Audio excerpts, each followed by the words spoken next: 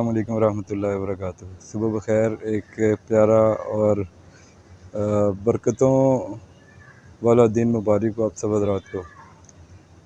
تو ایک موٹیویشن سے متعلق ایک بات شیئر کرنی تھی آپ سب حضرات سے، جو میری اپنی زندگی میں بھی بڑی میں نے موٹیویشن لی ہے اس واقعے سے، اس بات سے۔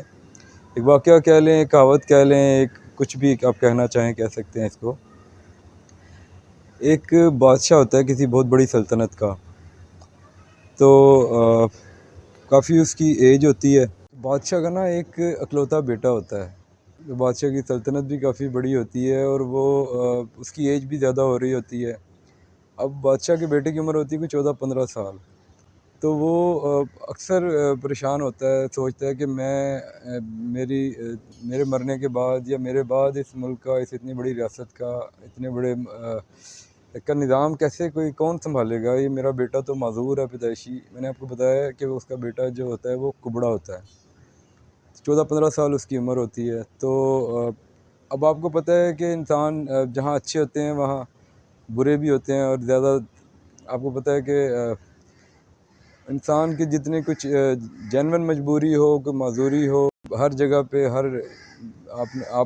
آپ نے خود بھی دیکھے ہوں گے کہ بہت سارے لوگ انسان کا، ہر طرح کے بندے کا مذاق اڑاتے ہیں۔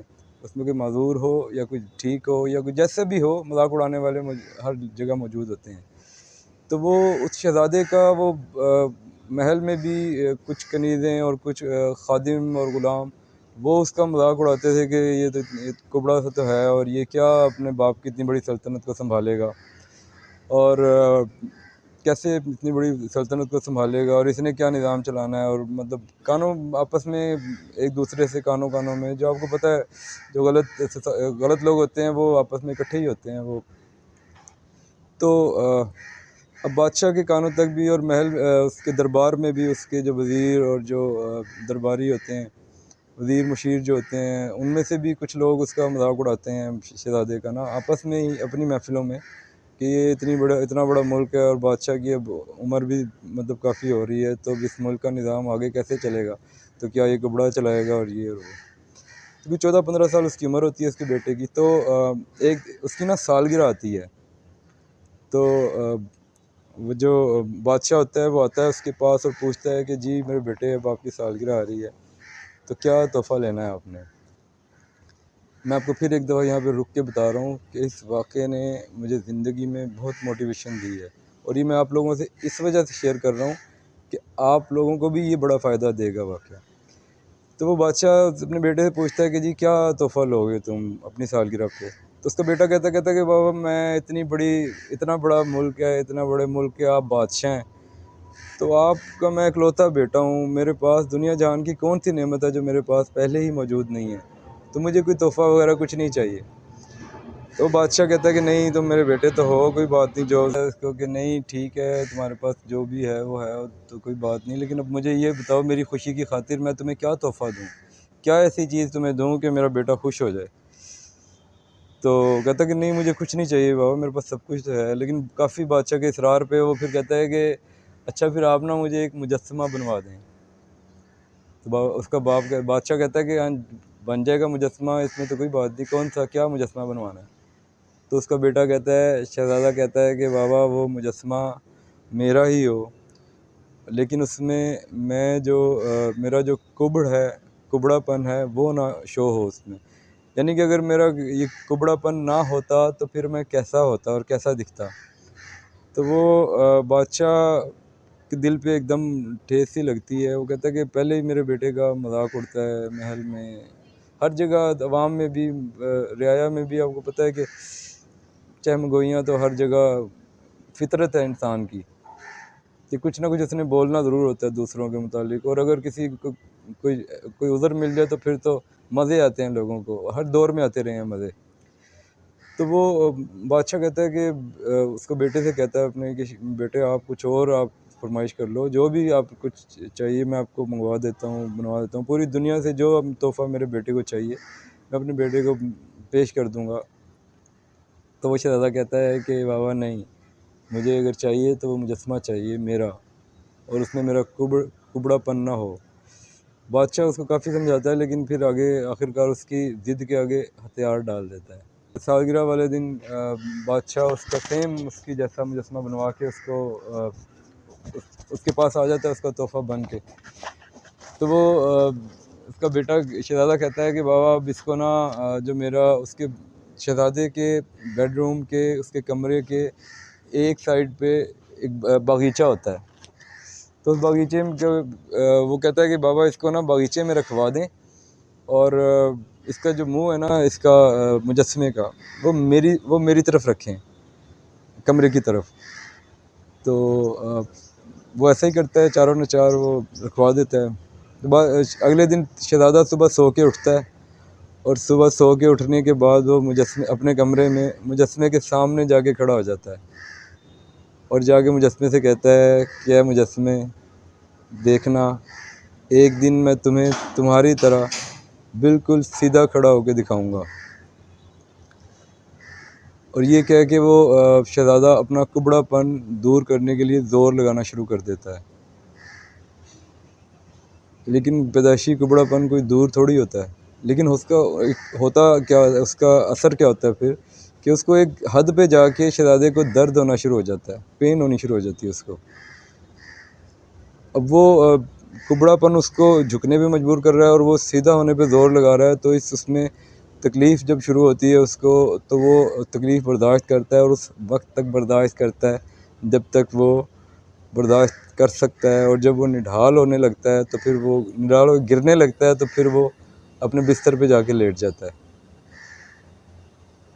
व्यूअर्स, अगले दिन शहज़ादा फिर सुबह को उठता है, फिर मुजस्समे के सामने जाके खड़ा होता है, फिर वही डायलॉग उससे बोलता है, और उससे कहता है कि ऐ मुजस्समे, तू गवाह रहना और देखना एक दिन मैं तुझे तेरी तरह बिल्कुल सीधा खड़ा होकर दिखाऊंगा।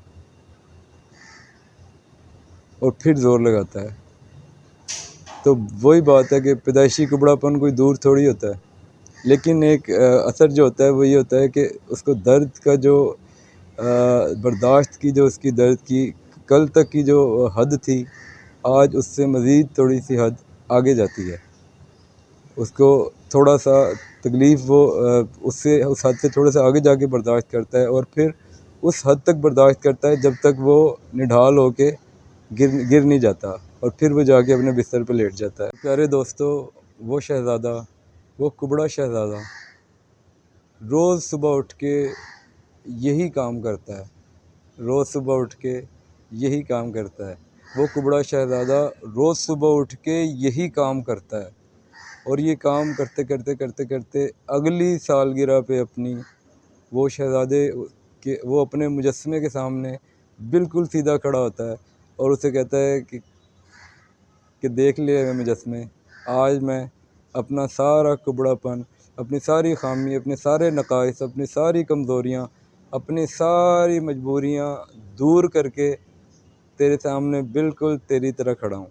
तो फिर वही शहज़ादा अपने पूरी सही जिस्म के साथ शाही में दावत में शिरकत करता है, और अपने सारे वज़ीरों, मुशीरों, कनीज़ों, खादमाओं को बग़ैर कुछ बोले जवाब देता है। अभी और इस वाक़े का, इस कहावत का, इसका एक जो सबसे बड़ा सबक है ना, वो ये है कि हम सब की ज़ातों में कोई ना कोई, हमारी सब की शख्सियात में कोई ना कोई कुबड़ापन होता है।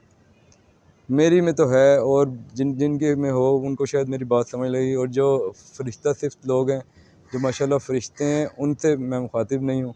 मैं तो अपने जैसों से कमज़ोर और ऐसे बस सादे से लोगों से मुखातिब हूँ। तो अगर हम किसी भी काम को इस शहज़ादे की तरह करना चाहेंगे, तो मैं आपको यकीन दिलाता हूँ, मैं आपको इस बात की गारंटी देने को तैयार हूँ, मैं आपको इस बात की गारंटी देने के लिए तैयार हूँ कि आप जो बनना चाहते हैं, आज जो बनना चाहते हैं, 1 साल, 2 साल, 3 साल, 4 साल, 5 साल, मैक्सिमम 5 साल, जो आप बनना चाहते हैं ना, जो आप चाहते हैं कि आप किस तरह के कज़न होते, आप किस तरह के भाई होते, आप किस तरह के बेटे होते, आप किस तरह के मोहल्लेदार होते, आपके पास गाड़ी होती, ये बिज़नेस होता है, ये कारोबार होता है, ये नौकरी होती है, आप किसी اچھی کمپنی میں، جو بھی آپ بننا چاہتے ہیں ویسا اپنا مجسمہ بنائیں، اپنے دماغ کے اندر کھڑا کریں، اپنے دل کے اندر کھڑا کریں، اپنے دل کو جوڑیں اللہ سے، یہ اللہ کا گھر ہے، اور یقین رکھیں کہ وہ ہمارے سارے نقائص دور کر کے ہمیں وہاں پہنچا دے گا، ہمیں وہ دے دے گا جو ہم چاہتے ہیں، جہاں ہم پہنچنا چاہتے ہیں۔ لیکن یہ بات کہنے میں، سننے میں تو بہت آسان لگ رہی ہے، لیکن آپ یقین مانیں یہ حوصلے والوں کا کام ہے، یہ سچ میں حوصلے والوں کا کام ہے، یہ واقعی سچ میں حوصلے والوں کا کام ہے۔ اپنے آپ کو ایک ہی موٹیویشن سے، ایک ہی اس پہ منزل کی طرف لے کے چلنا ہمیشہ ایک جیسا نہیں ہوتا۔ انسان کی مصروفیات، انسان کے معمولات، انسان کی مطلب بہت سارے معاملات، ایکسٹرنل جو لائف ہے ہماری، ایکسٹرنل جو ہمارا معاشرہ ہے، ہمارا جو سرکل ہے، وہ ہماری ہر بات پہ اثر انداز ہوتا ہے۔ تو بہت سارے لوگ ڈی موٹیویٹ کرنے والوں سے تو ہمارا معاشرہ بھرا ہوا ہے، لیکن موٹیویٹ کرنے والے بھی کافی ہیں۔ اور دوسری بات بڑی ہے کہ کوئی موٹیویٹ کرے یا نہ کرے، زندگی تو آپ کی ہے، ملی تو ایک دفعہ ہے، دوبارہ تو نہیں ملنی، دوبارہ تو آپ کچھ نہیں کر سکتے۔ جو آپ کو اب کرنا چاہتے ہیں، نیت کریں، اللہ سے دعا مانگیں، اور اس کو حاصل کرنے کی جستجو، اس کو حاصل کرنے کا سفر شروع کریں۔ لیکن فجر کی نماز ضرور پڑھیں۔ فجر جڑی ہوئی ہے بہت ساری، اس کے نفسیاتی، اس کے سائنٹیفک، اس کے سائیکولوجیکل، اخلاقی اور روحانی، اس کے بہت سارے اثرات ہیں۔ ان پہ ہم انشاءاللہ نیکسٹ ایک کسی اسکالر، مذہبی اسکالر اور ڈاکٹرز، ان سب کا میں آپ کو ایک جامع سا بنا کے آپ کو ہم اس کو ڈسکس کریں گے انشاءاللہ۔ فی الحال اتنا ہی، دعاؤں میں یاد رکھیے گا، سب کو یاد رکھیے گا۔ اللہ پاک ہمیں دنیا و آخرت میں کامیاب ترین لوگوں میں شمار فرمائے۔ فی امان اللہ۔ دس از پاکستان، سید عفان جاوید۔